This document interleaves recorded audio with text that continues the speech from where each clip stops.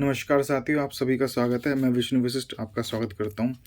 तो देखिए दोस्तों, जहां तक मैंने आपको पिछले वीडियो में छोड़ा था, पिछले भाग में वहीं से आगे शुरू कर रहा हूं। मैंने आपको ये बताया था कि देश में जो हानिकारक घटनाएं अभी और होंगी और उसी संबंध में आज आगे और बात करते हैं। तो सबसे पहले हम ये समझते हैं कि ये जो प्रदर्शन है या बॉम्ब ब्लास्ट की जो प्लानिंग्स होती हैं, ये क्यों होती हैं, कैसे होती हैं, उसका एक भाग अभी थोड़ा बड़ा है, वो आगे बताऊंगा। तो पहले यहाँ पे प्रकाश डालता हूँ, इसका रखते हैं।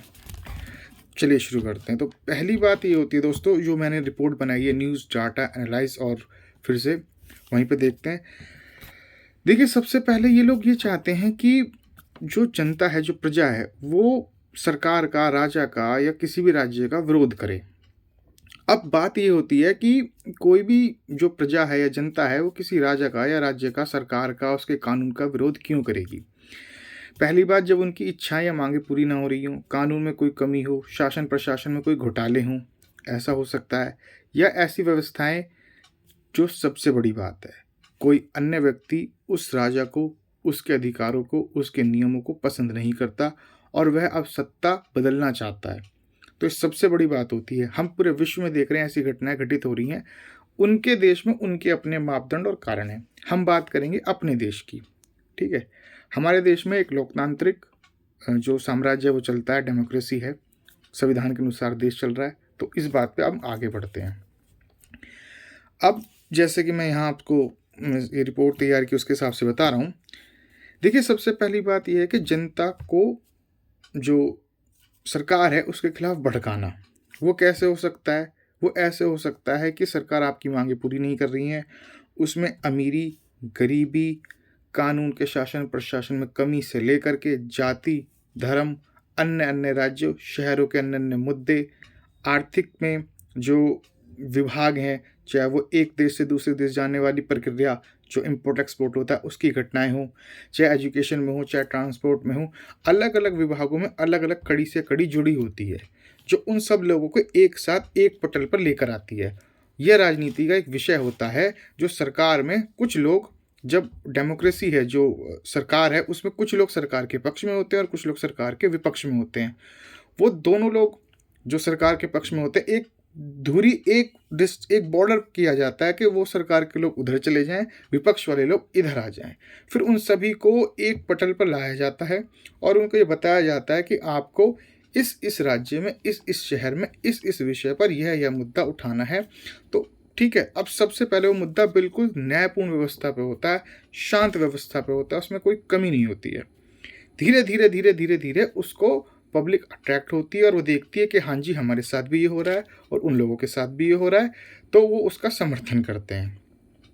अब उस समर्थन में वो धीरे धीरे 50% तक आधे रास्ते सही जाता है। ये जो भड़काने वाले लोग होते हैं उसमें एंट्री करते हैं, क्योंकि साजिश उनकी होती है। तब ये लोग जो प्रदर्शन कर रहे थे, इनके सामने होता है कि अब हम इसको आगे कैसे बढ़ाएं, सरकार से कौन सी मांगे रखें, कैसी मांगे रखें और किस प्रकार से सरकार पे दबाव बना के काम लिया जाए। मतलब एक तरह से अपनी इच्छाओं को पूरा कराना। यहाँ तक समझते हैं।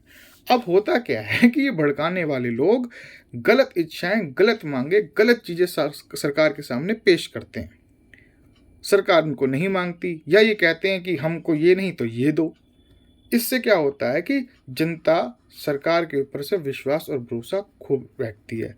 जो भीड़ धीरे धीरे चल रही थी, अब वो जब उनकी मांगे पूरी नहीं हुई या दूसरी मांगे कर ली, वो धीरे धीरे हिंसात्मक या प्रदर्शन का रूप ले लेती है। जो प्रदर्शन का रूप होता है वह इसलिए लिया जाता है साथियों कि सरकार का एक गलत विचार स्पष्ट करने के लिए, कि सरकार ने हमारे साथ ऐसा नहीं किया तो हम ऐसा करेंगे, हम वैसा करेंगे। ये एक पूरा विषय होता है।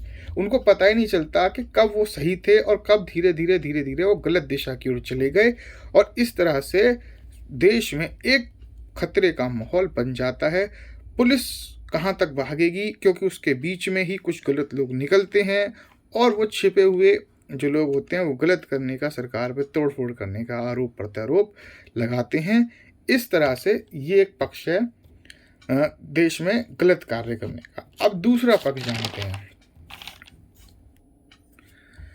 फिर इसका परिणाम आप लोगों के सामने देखने को मिलता है कि सरकार की नीतियों का विरोध, ठीक है?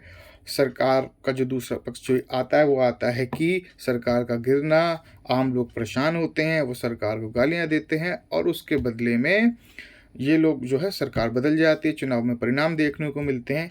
ये इसका दूसरा पहलू भी है।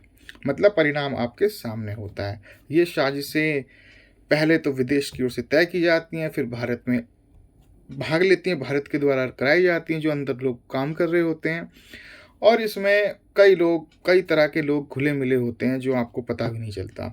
तो आज तो इतना ही बता रहा हूँ, एक छोटा भाग है, आगे बताऊँगा। तो बस ये है आप लोगों का मैसेज, सावधान रहो, सतर्क रहो कि एक दूसरे को समझो, विश्वास करो न्याय प्रणाली पे, कानून व्यवस्था पे। किसी चीज़ को देखने समझने से पहले उस पे विश्वास करो, सही है नहीं है, लोगों से मिलो, बात करो और हाँ, एक साथ मिलकर समस्याओं को सुलझाओ, ना कि समस्याओं को बढ़ाओ। तो धन्यवाद साथियों, जय हिंद, जय भारत।